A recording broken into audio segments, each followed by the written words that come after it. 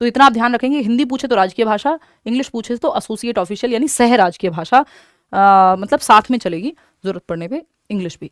कृपा और कर्ण जुड़वा हैं, ये 15 साल बाद चेंज करने की बात हुई थी बट हुआ नहीं, उस पर नहीं जाएंगे। कृपा और कर्ण 2 बच्चे हैं जो जुड़वा हैं और मणिपुरी की विशेष बोली बोलते हैं, हालांकि उनके बोलने में विभिन्नता है। जुड़वा हैं, एक विशेष बोली बोलते हैं और बोली में भी भिन्नता है, दोनों सेम तरीके से नहीं बोलते, अलग अलग तरह से बोलते हैं। बोली बोलने के उनके व्यक्तिगत विशेष तरीके को किस रूप में जाना जाएगा? भाई सबका अपना एक स्टाइल होता है ना, कि जैसे मैं अगर कोई बात कहूंगी तो जो व्यक्ति ठीक से ऑब्जर्व करता होगा लैंग्वेज को, वो मेरी भाषा में बोल के बता देगा। या कई लोग मिमिक्री जो करते हैं तो उनको पता होता है कि यार अमिताभ बच्चन बोलेंगे तो इस स्टाइल में बोलेंगे, इस भाषा में बोलेंगे, ऐसी आवाज में बोलेंगे, ठीक है ना। तो विभिन्न तरीका होता है, हर व्यक्ति सेम लैंग्वेज भी, इंग्लिश भी बोलते हैं तो सब सेम एक्सेंट से नहीं बोलते, है ना, या फिर हर व्यक्ति का अपना एक स्टाइल होता है लैंग्वेज को यूज करने का, ठीक है। तो मणिपुरी विशेष तरीका जो है वो मणिपुरी तरीका है नहीं, ये व्यक्तिगत तरीका पूछा है, इसको किस रूप में जानेंगे इस व्यक्तिगत तरीके को। यहाँ पे भाषा महत्वपूर्ण ही नहीं है कि कौन सी बोली जा रही है, व्यक्तिगत तरीका, इंडिविजुअल स्टाइल जो है इसको क्या कहते हैं एग्जैक्ट लिंग्विस्टिक या पेडागोजिक टर्म में, तो इसको कहते हैं व्यक्तिक भाषा या व्यक्ति भाषा, इडियोलेक्ट या आइडियोलेक्ट। इडियोलेक्ट मतलब इंडिविजुअल का डायलेक्ट है, इंडिविजुअल का स्टाइल है, अपना एक एक्सेंट है, तो व्यक्ति एक्सेंट भी नहीं कहेंगे, डायलेक्ट ही है, बोलने का तरीका है, इडियोलेक्ट बोलते हैं। अंग्रेजी में भी अगर ये सवाल पूछ लिया जाए, यानी इंडिविजुअल का एक डायलेक्ट है, बोलने का तरीका है, व्यक्ति भाषा, बोली वाक ये सब नहीं होगा। कितने % लोगों ने सही जवाब दिया? मौका दिया करो यार सबको। वाक क्रिया नहीं है, कोई ऐसा नहीं है, वो सिंपल स्टाइल पूछा था हमसे, 85% लोग सेकंड ऑप्शन देख ही रहे हैं, सही है। 5 सवाल और हैं, टेंशन ना लो। यांत्रिक या फिर अगर मैं कहूं यांत्रिक इंस्ट्रूमेंटल प्रेरणा कब होती है? इंस्ट्रूमेंटल प्रेरणा या यांत्रिक आप समझ ही पा रहे हैं, मैकेनिकल की बात हो रही कुछ हद तक। एक व्यक्ति पुस्तक लिखने के लिए भाषा सीखता है, पुस्तक लिखना कोई यांत्रिक काम नहीं है, आपका इंटरेस्ट होगा तभी आप और डीप में जाएंगे उसमें, सिर्फ मैकेनिकल लर्निंग नहीं हो सकती यहाँ पे, है ना। जब कोई व्यक्ति उपयोगिता के कारण से भाषा सीखता है, जैसे कि रोजगार के लिए, ये बात सही लग रही है हमें, है ना, क्योंकि यांत्रिक रूप से फिर वो सीखेगा, रट्टे भी लगा लेगा 4 सेंटेंसेस के, उसको फलाना कोई पेपर पास करना है, विदेश में नौकरी मिल जाएगी, इंटरव्यू क्लियर करना है, तो उसकी अपनी लैंग्वेज नहीं है, लेकिन वो जर्मनी जाना है और वहां बिना जर्मन के काम नहीं चलेगा, तो आपने उतनी भाषा सीख ली, आपकी प्रेरणा जो है, मोटिवेशन जो है वो इंस्ट्रूमेंटल है, यांत्रिक है, मैकेनिकल है, कि आपको कोई दैनिक जीवन में कोई पर्पज है जो फुलफिल करना है, उतनी भाषा आप सीख ले रहे हैं अपने काम के लिए। जरूरी नहीं कि आपका बहुत इंटरेस्ट हो उस चीज में या आप बहुत डीप में जाने के लिए सीख रहे हो। जब कोई व्यक्ति किसी भाषा को इसलिए सीखता है जिससे कि वह उस भाषा की सहजात वक्ता के नजदीक आ सके, यानी आप एक नेटिव स्पीकर की तरह भाषा को सीखें, डॉक्टर शशि थरूर, तो वो इसका एग्जाम्पल हो जाएंगे। वो यांत्रिक अभिप्रेरणा नहीं है, यांत्रिक प्रेरणा नहीं है, वो तो इन डेप्थ आप सीख रहे हैं, फिर नेटिव स्पीकर के जैसे बोलना सीख रहे हैं। जब कोई व्यक्ति अपने समुदाय के धार्मिक और सामाजिक उत्सवों कार्यों के लिए, तो ये तो आपकी नेचुरल वर्ल्ड में फर्स्ट लैंग्वेज जैसा काम करेगी, तो second is the only right option. 81% लोग सही जवाब दे रहे हैं। क्वेश्चन नंबर 47 देखिएगा, अश्विन जन्म से ही उड़िया भाषा जानता है, उसने अंग्रेजी और हिंदी भी पढ़ी हुई है। उड़िया जन्म से आती है यानी उसकी मदर टंग होगी या फर्स्ट लैंग्वेज होगी, रीजनल लैंग्वेज होगी। अंग्रेजी भी पढ़ी हुई है और हिंदी भी पढ़ी है। इस कथन के आधार पर पता लगाइए कि कौन सा कथन सही नहीं है, नॉट राइट पूछा है। उसका अंग्रेजी अधिगम भाषा अर्जन है, हाँ लग रहा है, क्योंकि वो जन्म से तो उड़िया सीखी है। उसका उड़िया अधिगम भाषा अर्जन है, नहीं, अंग्रेजी अधिगम भी भाषा अर्जन नहीं है और हिंदी भी भाषा अर्जन नहीं है, क्योंकि ये बाद में सीखी है ना, पढ़ी है, उसने भी पढ़ी है। जन्म से उड़िया आती है। अर्जित भाषा वो होती है जो आपने एक्वायर की है बिना किताब कॉपी के अपने एनवायरमेंट से। तो ये दोनों ना तो उड़िया, हाँ उड़िया तो अर्जन है, अंग्रेजी अर्जन नहीं है, उड़िया तो अर्जन है क्योंकि जन्म से सीखी है, वो उसकी रीजनल लैंग्वेज है, मदर टंग है, मातृभाषा है, नेटिव लैंग्वेज है। उसका हिंदी भाषा अधिगम है, हाँ ये बात भी सही लग रही है यार, ये क्या चक्कर है। हिंदी उसका हिंदी अधिगम भाषा अधिगम, हाँ सही है, ये तो हमें गलत चाहिए ना, तो देखेंगे अभी।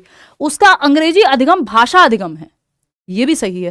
देखो ये तीनों ही बातें सही है और हमको चाहिए था गलत, जिसको मैं मिस कर गई कि नॉट पूछा है, तो नॉट तो फर्स्ट ये जो हमने क्रॉस लगाया था, है ना, क्योंकि ये तीनों सही हैं, इसलिए जो सही नहीं है वही सही है, क्योंकि नॉट पूछा है हमसे। उसका अंग्रेजी भाषा अधिगम जो है, जो अंग्रेजी अधिगम भाषा अर्जन में नहीं आ सकता, लैंग्वेज लर्न की है उसने, इंग्लिश लर्निंग में आएगा, उसकी लैंग्वेज लर्निंग का पार्ट है, ना कि लैंग्वेज एक्विजिशन का।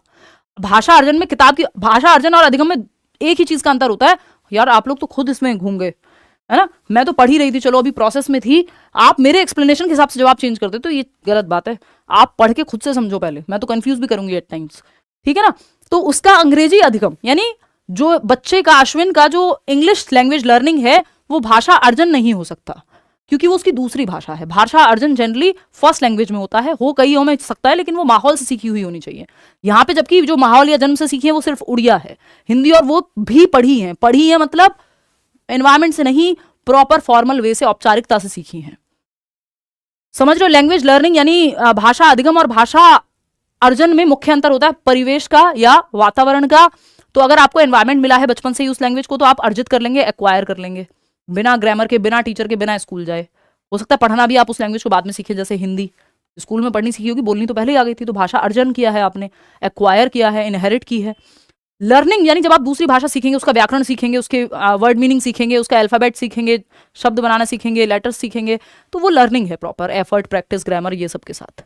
तो first option is the right answer. आगे बढ़ेंगे, क्वेश्चन नंबर 48 देखिएगा। और नॉम चॉम्स्की कहते हैं कि भाषा अर्जन यंत्र होता है हमारे अंदर, लैंग्वेज एक्विजिशन डिवाइस, जिसके माध्यम से हम अगर एनवायरमेंट मिले तो हम भाषा को एक्वायर कर सकते हैं। भाषा अर्जन की बात कर रहे हैं, वो अधिगम की नहीं, ठीक है। तो ये थोड़ा मैं एक्स्ट्रा मैं आपको बता के चल रही हूँ, बाकी वो आपको करा दूंगी, क्या कहते हैं उसको, मैराथन में चॉम्स्की से रिलेटेड क्वेश्चंस भी, क्योंकि अलग से यहाँ जरूरत उतनी है नहीं, अर्जन और अधिगम में ही बात बन जाती है।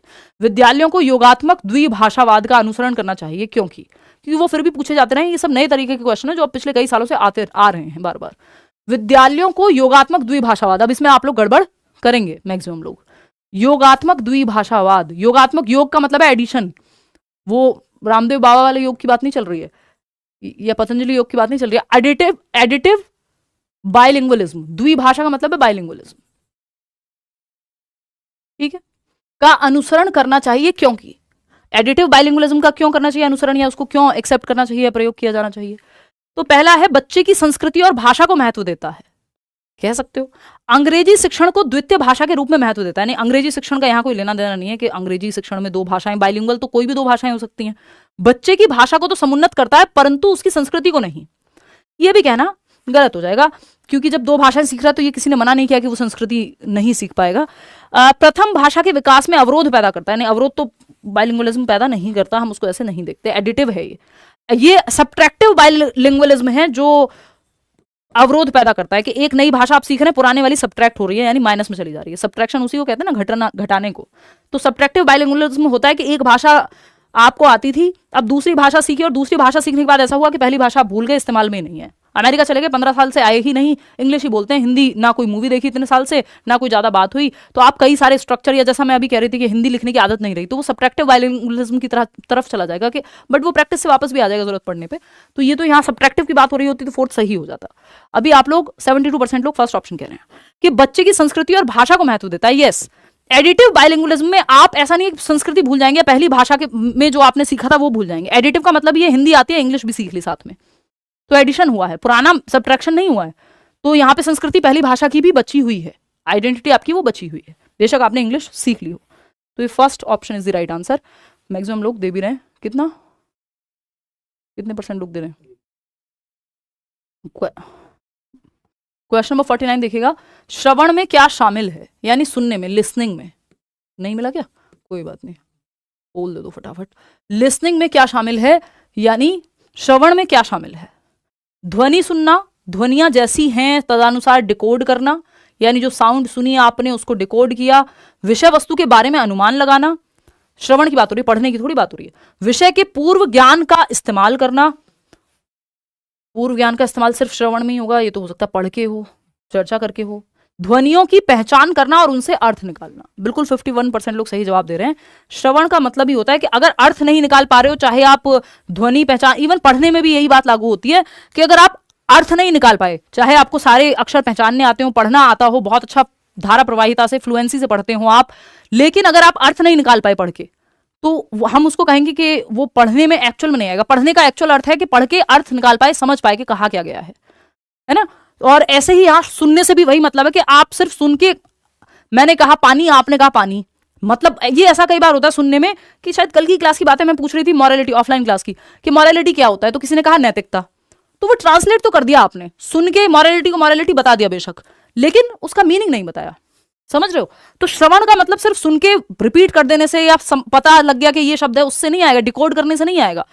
कि डिकोड में तो जो बोला गया आपने डिकोड कर दिया, लेकिन ध्वनियों की पहचान करना और उनसे अर्थ निकालना, तो अर्थ इंपॉर्टेंट हो जाता है, चाहे सुनना हो, पढ़ना हो, लिखना हो, ठीक है ना।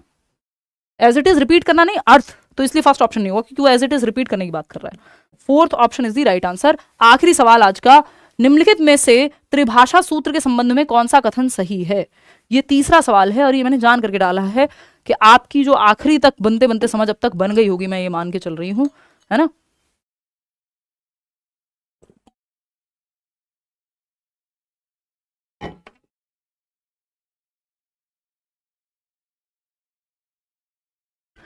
निम्नलिखित में से त्रिभाषा सूत्र यानी थ्री लैंग्वेज फॉर्मूला के बारे में कौन सी बात सही है? सभी बच्चे अपनी विद्यालय शिक्षा अंग्रेजी माध्यम घर की भाषा में शुरू करते हैं और 10वीं पूरी करने तक कम से कम 2 भाषाएं और सीख जाते हैं। अंग्रेजी माध्यम में क्यों शुरू करेंगे भाई सभी बच्चे? ये थोड़ी कहा है थ्री लैंग्वेज फॉर्मूला में। मदर टंग में शुरू होगी शिक्षा, मातृभाषा। अब वो अंग्रेजी हो, हिंदी हो, पंजाबी हो, कुछ भी हो, यहाँ पे कोई एक लैंग्वेज का नाम लिखने की जरूरत ही नहीं है। सिंपल मदर टंग है, पहली लैंग्वेज या नेटिव लैंग्वेज है या रीजनल लैंग्वेज है, बच्चे की मातृभाषा जो घर में उसकी बोली जाती है, जो उसकी पहली भाषा है। सभी बच्चे अपनी विद्यालय शिक्षा, कितने लोग सही जवाब दे रहे हैं? 88%। अब आपको समझ आ गई है इसका मतलब। चलो, सभी बच्चे अपनी विद्यालय शिक्षा अपने राज्य की भाषा में शुरू करते हैं और 10वीं पूरी करने तक कम से कम 2 और भाषाएं सीखते हैं। भाई राज्य की भाषा में ही शुरू करेंगे ये कोई जरूरी थोड़ी है। क्या क्या एक बच्चा है जो दिल्ली में रहता है और हो सकता है वो नेटिव प्लेस उसका, अभी कोझिकोड वाले बच्चे की बात हो रही थी, उत्तर प्रदेश से आया हो, हरियाणा से आया हो, और मान लो उस स्कूल में इंग्लिश यूज होती है, तो क्या उस राज्य की भाषा या उत्तर प्रदेश में हिंदी यूज हो रही है? तो एक बच्चा हो सकता है जो पंजाब से आया हो, एक बच्चा हो सकता है जो गुजरात से आया हो और वो अपने माता पिता के ट्रांसफर के चलते या वट एवर रीजन के चलते उस राज्य में रह रहा हो। तो सिर्फ राज्य की भाषा में ही पढ़ाएंगे? नहीं भाई, बच्चे की मातृभाषा अलग हो सकती है स्टेट की लैंग्वेज से, समझ रहे हो। सभी बच्चे अपनी विद्यालय शिक्षा राज्य भाषा हिंदी में शुरू करते हैं और 10वीं पूरी करने तक कम से कम 2 भाषाएं। ये हम इम्पोज नहीं कर सकते कि हिंदी में ही शुरू करेंगे क्योंकि राजभाषा है। कोई भी भाषा जो उसकी मदर टंग है, मातृभाषा है, उसमें शुरू करेंगे। ठीक है, जो कि आप मैक्सिमम लोग 89% लोग अब सही जवाब दे रहे हैं। सभी बच्चे अपनी विद्यालय शिक्षा मातृभाषा और घर की भाषा में शुरू करते हैं और 10वीं पूरी करने तक कम से कम 2 और भाषाएं सीख लेते हैं। इसीलिए थ्री लैंग्वेज फॉर्मूला की बात हो रही है कि भाई मिडिल स्टेज पे आप 3 भाषाएं सिखाइए और फिर आप 10th करने तक क्या हो जाएगा, 3 भाषाएं। फिर वो मिडिल स्टेज से क्योंकि 3 भाषाओं पे चला गया कि मानी मदर टंग, उसकी जो भी सेकंड लैंग्वेज है, हिंदी इंग्लिश कोई भी हो सकती है, और तीसरी कोई भी मॉडर्न इंडियन लैंग्वेज कि कोई बच्चा कुछ और पढ़ रहा है, इतनी सारी भाषाएं हैं। तो ये कहानी है, होपफुली आपको जो है बात समझ आ गई। और इसके अलावा एक एडिशनल सब्जेक्ट भी हो सकता है अगर वो चाहे तो लेना, जिसको हम माध्यमिक स्तर पे, जिसको आप क्लासिकल लैंग्वेज कह सकते हैं, है ना, संस्कृत या और शास्त्रीय भाषाएं जो हैं वो हो सकती हैं। आउट ऑफ 50 क्वेश्चंस आपने कितने क्वेश्चंस ठीक किए, एक तो बताएंगे आप ये। इसके अलावा